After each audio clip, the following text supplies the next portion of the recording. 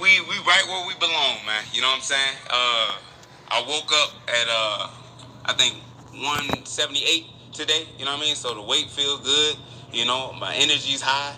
And I don't know if y'all see it, but you know what I mean? I'm feeling good. It look good. You know, I don't look all sucked out and depleted like a lot of these fighters. So, yeah, we're hunting. Yeah, I was actually kind of worried. I was like, I wonder what he's going to look like coming in here. But it looks like you. I mean, is this a spot you should have been all along? I should have been here the whole time, but it is what it is. I came in for that check. That's the only reason why I was at middleweight. You know what I mean? They gave me an opportunity to fight at 185 when they see me fighting at 185 for LFA. And, you know, that's why I stayed there. And me getting those knockouts at 185, I felt good there.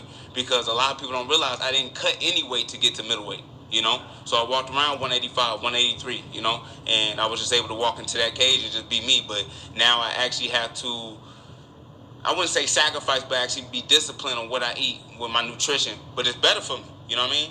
Way more healthier for myself, you know, and my conditioning is even better because I have to work on my conditioning even more. You know, I'm a little skinny, you know what I mean? The muscle's still a little defined, but I'm not bulking as much, so I feel like I'm in a healthier weight class for myself. So when you talk about, like, just dialing in I mean, is it like an entire lifestyle change? It's got to be a lifestyle change, you know what I mean? For any fighter that's planning on moving down or cutting this type of weight, you know what I mean? You got to change the way you eat. You got to change the way you sleep. Everything, you know what I'm saying, is a part of this game when it comes to these weight cuts, you know?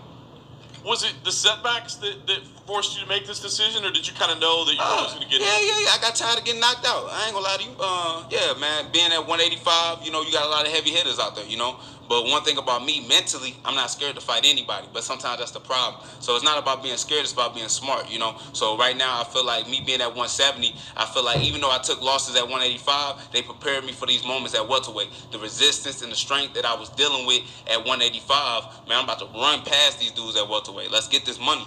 That seems like a very mature approach. Do you feel like you matured a little bit? Like you want to fight the biggest, baddest dude out there, but you realize, yeah. You know, I just turned 29, so I guess you could say that. But you know, it's just common sense. You know what I mean? So if I keep allowing myself to go out there at 185, yeah, I might succeed, have a couple victories, but I just got to look at the data. I lose too.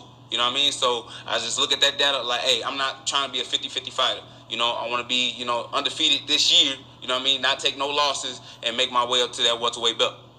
The lifestyle change hasn't forced you to change your approach to social media, right? You're still... No. Social media is the most important part. Y'all already know that, you know.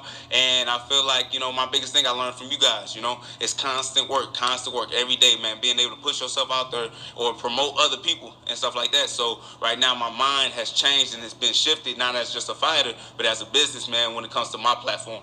Were you always like growing up and stuff? Were you always like, do you enjoy entertaining people or whatever? Because it's a good feed, man. You know? Yeah, I don't want to say entertaining people, man. It's just my personality, you know. So you know, and move like you did decades ago. Click Watch Now to get started. I filmed a quick presentation with 4 other arthritis specialists that reveals the #1 protein to avoid if you want spry joints, as well as clinically backed approach to giving yourself and your joints a new lease on life. Regardless if you've suffered from pains and aches for a day or a decade, I urge you to click the button and watch now.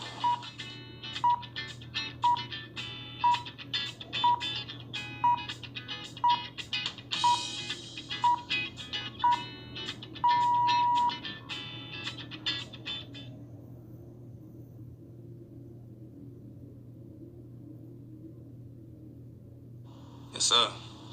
Have you seen much tape on your opponent? What are your thoughts on his striking? He got power.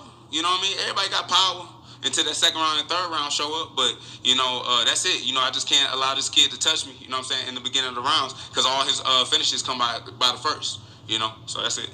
And since you're dropping down a little bit, do you feel like your stamina and your cardio is going to be able to go a little bit further with that power now that you've dropped down a bit? Man, I'm vicious right now, bro. You know, I don't know. I shouldn't even give out my little technique, man, but we've been doing something a little different. So the way that we've been training in the sauna, and I've been doing 5-minute rounds in the sauna for 3 rounds. You know what I mean? Yeah, which is just a minute break and hopping right back in that thing. But the power didn't go away. The whole time I kept the power, you know what I mean? So, yeah, we about to have a good time in this fight. Yeah. And you know, trading partners never trade punches. What are your trading partners saying about you? The move down. What are their thoughts on how well you're performing? And You said trading punches. Your training partners. Training partners. Okay, what about them again? I'm sorry. Well, you know, because the training partners, they won't pull any punches. They'll tell you what they're really thinking about you. Now that you've made this move, the guys that you're going and training with. Yeah. What are they saying about the difference? Well, they like to move for me. You know what I mean? And I wouldn't even say my training partner is back in Michigan, but here at Extreme Couture, they keep it 100. And they keep it real. Sean Strickland, Kiss Curtis, you know what I mean? Eric Nixick, man, you know, they keep it a buck, you know what I mean? Because, you know, I might not be a part of the team, but I feel like it's a mutual respect there, you know what I mean? And they never gonna have a biased opinion. And they gave me some good tips for this fight. Yeah. Who are some of your favorite training partners over there at Extreme? Oh man, Chris and Sean for sure. Yep. Yeah. All right, and last for me, keys to a victory. What needs to happen to make sure you get your arm raised on Saturday? I'm gonna do everything in my power to get my arm raised, you know. But at the end of the day, I want to show up and show out, like I keep saying. And I want this to be one of the type of performances that, you know, leave Dana and leave the UFC staff and everybody saying, get that boy all the bonuses again, you know. That's the type of performance that I want to leave at the end of the day, you know. Best of luck. Thank you. Joaquin, what was it like, you know, training at Extreme Couture a couple years ago, and then having to fight Chris? Yeah. And going back and Well, Albert first.